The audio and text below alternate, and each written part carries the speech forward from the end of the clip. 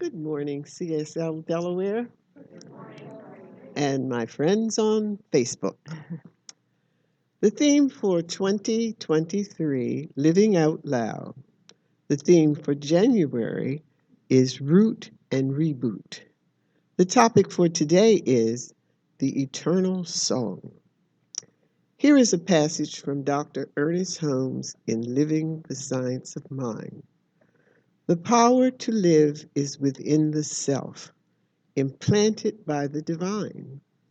Ultimately, every man will realize his inner kingdom, which will become to him as the tree of life, providing food and shelter, perfection and joy. Let's mindfully affirm together. Today, my life harmonizes with the song of one. And now I bring back to you, Reverend Kathleen.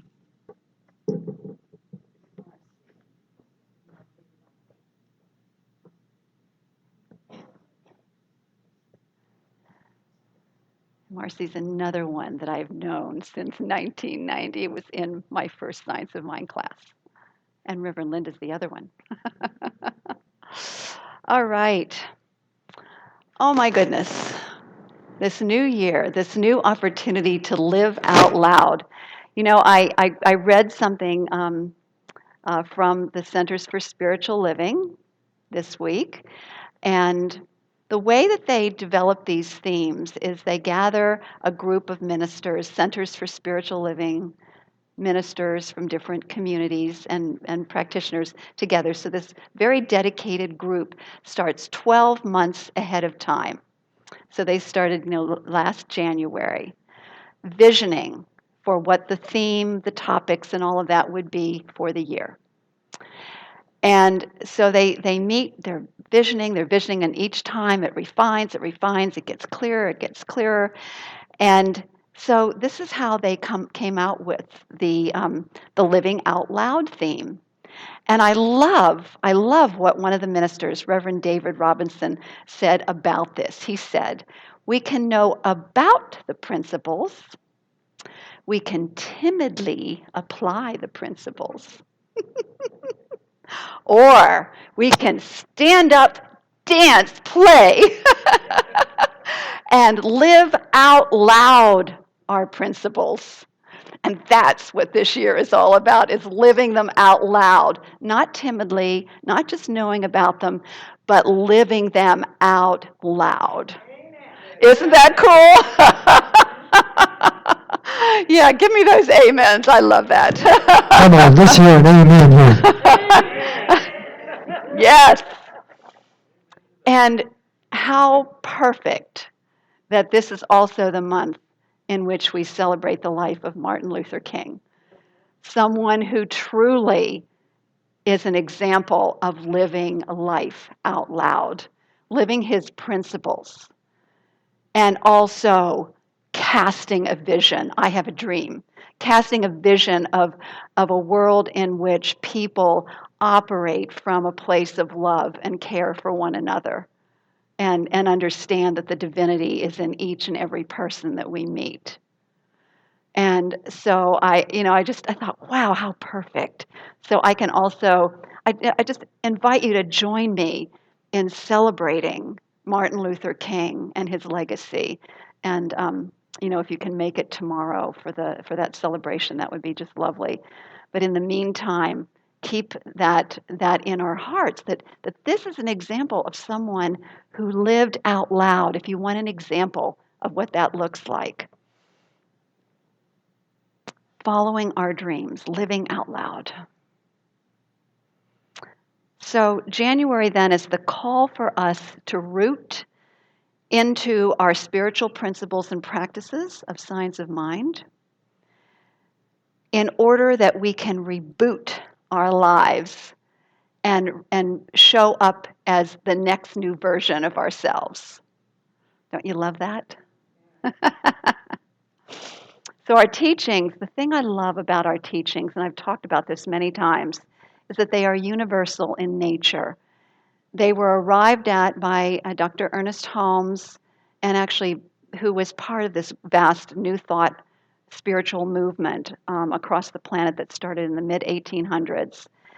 And this new it was a synthesis of all of the studies that he had made of all the world religions, philosophy, psychology, the new science, the quantum physics of the time, looking for what are the universal principles that underlie all of this.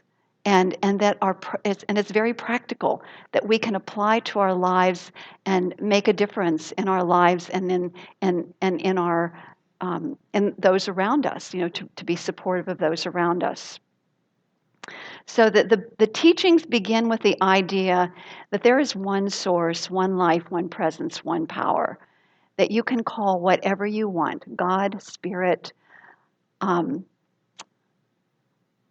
Brahma, love. Yeah, there are many, many names that you can call this presence. The Tao. Um, but we're speaking of one presence. It's not like somebody has their God and another person has their God. There's one God, one power. And we, therefore, are that presence individualized, and we're made in its likeness and image. So we are all the qualities that presence is, we are. And Carolyn was stating it so beautifully in her prayer today that the totality of the one presence is present everywhere because it's indivisible. So the unlimited potentiality and possibility of the Spirit lie within us, and we have the creative power operating through us, either consciously or unconsciously. So as we use it consciously, then we begin to bring forth that divine nature that we are into fuller expression. And we talk about the value of taking responsibility for our thinking and for our lives. And I wanted to clear something up about this word responsibility. It means the ability to respond to whatever circumstances arise. The ability to respond. It's not about blame.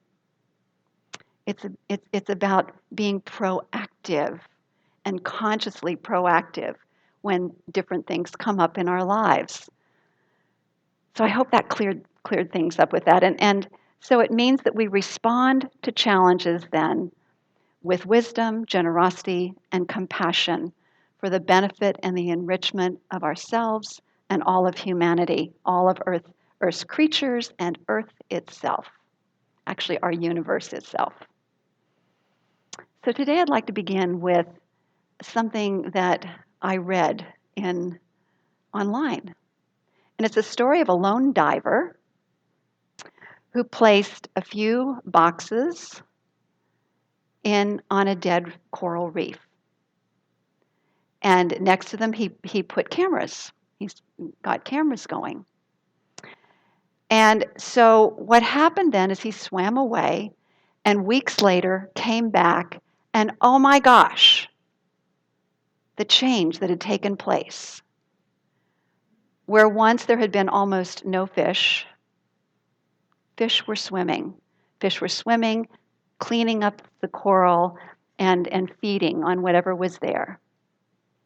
The creatures that make food from light were back, and the predators were back, and it was beginning to thrive again as a coral reef.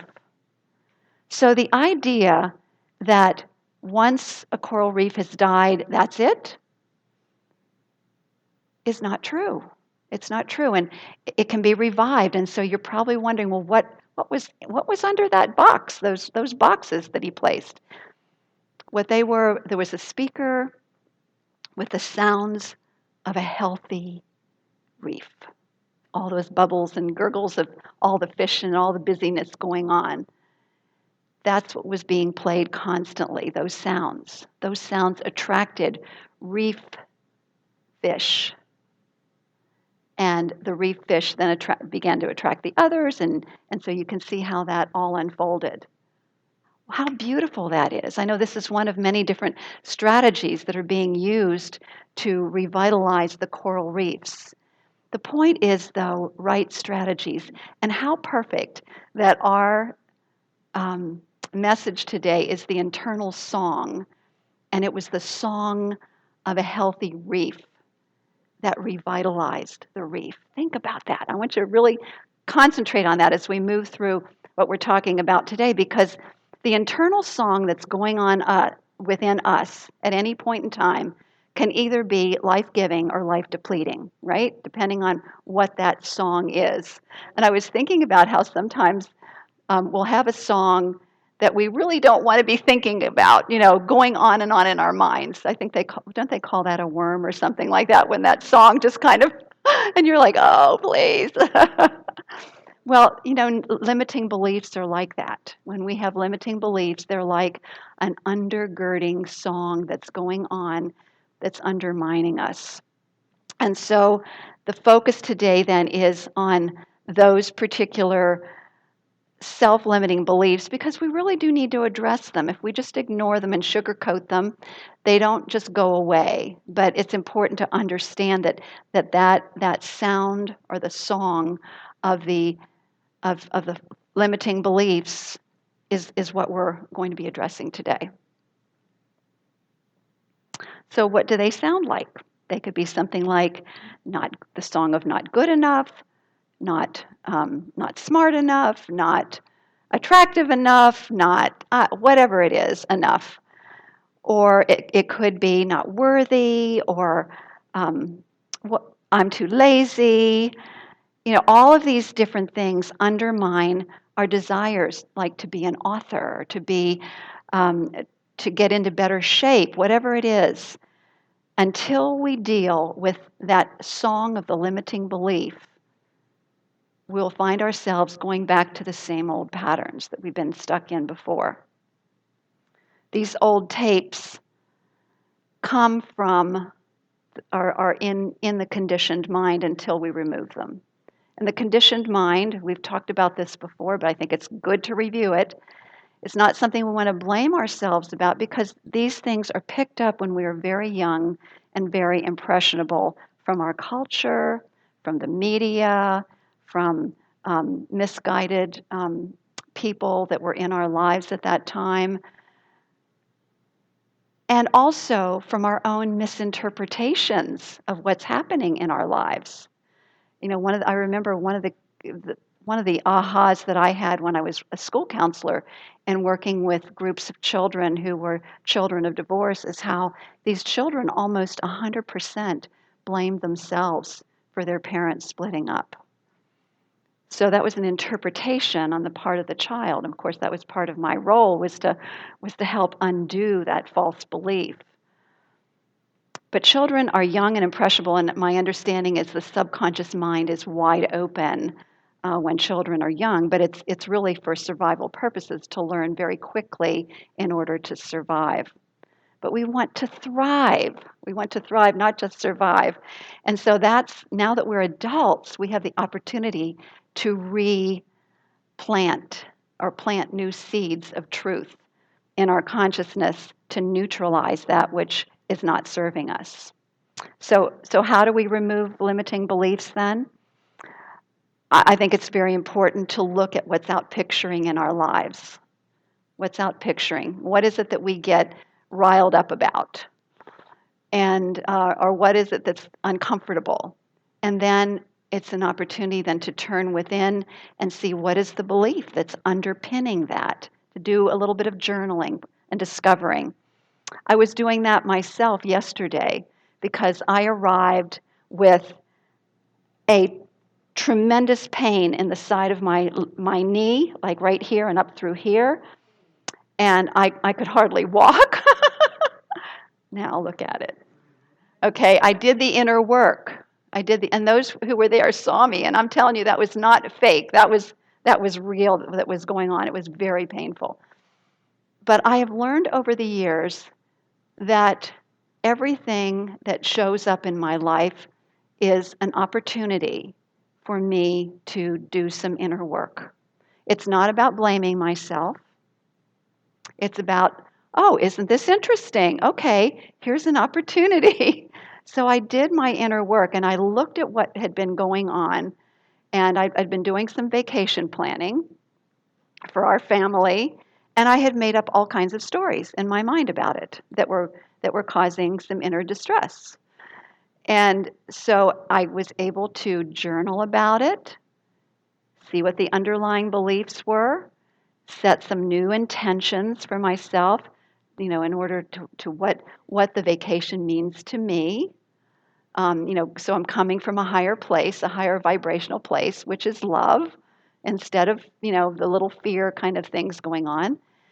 And then I wrote out a nice long spiritual mind treatment until I felt complete. I just kept writing and writing. It was like 3 pages long, writing and writing and writing until I felt complete.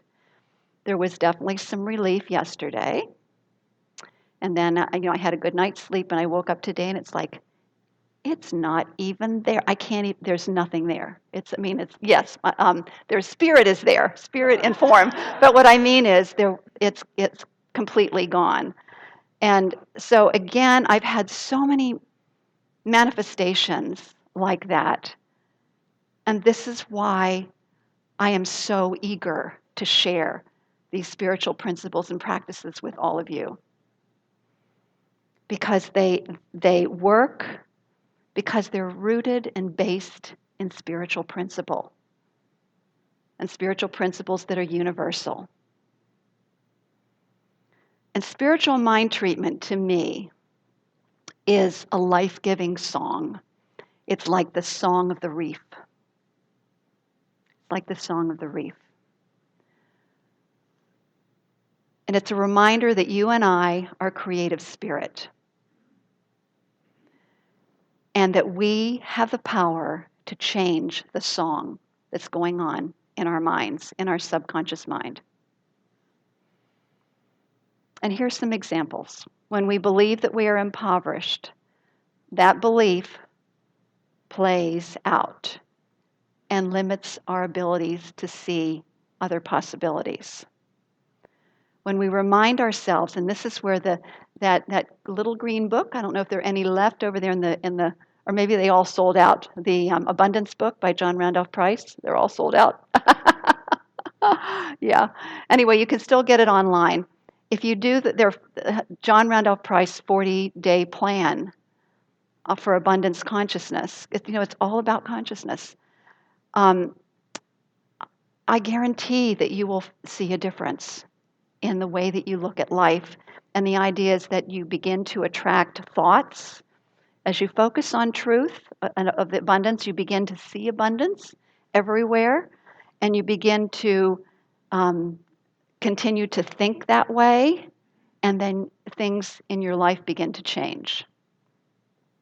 So the way that this works is when we focus on spiritual truth, we can neutralize the lack consciousness and cultivate abundance consciousness, which then outpictures in our lives as financial well-being. When we believe in the power of disease, the belief tends to outpicture that way. And as we root our beliefs in health as our birthright, we begin to align with healthier thinking and living. And I want to say again, this is not about blame.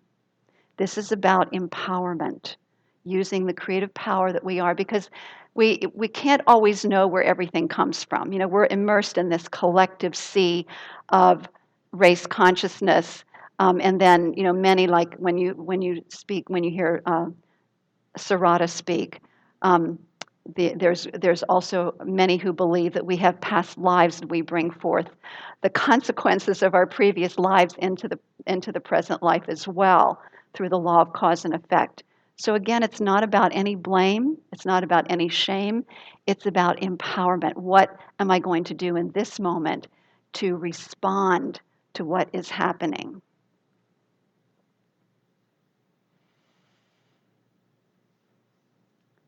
When we believe that we are unlovable, we crowd out friendships and relationships. As we recognize our oneness with the presence of infinite love and the friendship of the Spirit. Ernest Holmes has a beautiful affirmation, the friendship of the Spirit, and all people are mine now and forever. Everywhere I go, I see friends all around me, coming and going all around me. And it goes on from there. Literary experts speak of the Western canon, and you know a canon is a collection of works. The Western canon that, in terms of works of art that are part of our culture. You know, things might be popping into your mind right now. I was thinking of things like the Mona Lisa, the Empire State Building, the Leaning Tower of Pisa, the Sistine Chapel. You know, things that are kind of part of the culture that most people are aware of.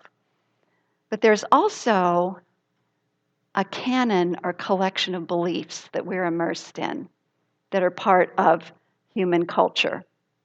And here are some of them. War is inevitable. The poor will always be with us. These beliefs are again part of collective consciousness, and we have the power to unravel them and neutralize them, to be a part of that, at least in our own lives and maybe in those around us. But also, every time we do that, we're planting seeds of truth in the collective consciousness and beginning to move our world forward. So, as we identify and neutralize these beliefs, we actually want to replace it with a song, a life giving song of truth. And that's one of the greatest gifts of spiritual mind treatment, the kind of prayer that we teach here. One of the things about spiritual mind treatment, in terms of setting a new mental equivalent, is that we may want, here's some examples. We may want a new house, but spirit may have a much bigger idea for us. So it's important to ask, when there's something that you want in your life, what experience am I wanting that I think the house will give me? What experience am I wanting? It might be security, safety, beauty, retreat, comfort, freedom, expansion. Well, it's important to focus on the experience that we desire then, because in the process, what we do is we open ourselves to this or something better, something even more magnificent than we even could conceive of in our own mind.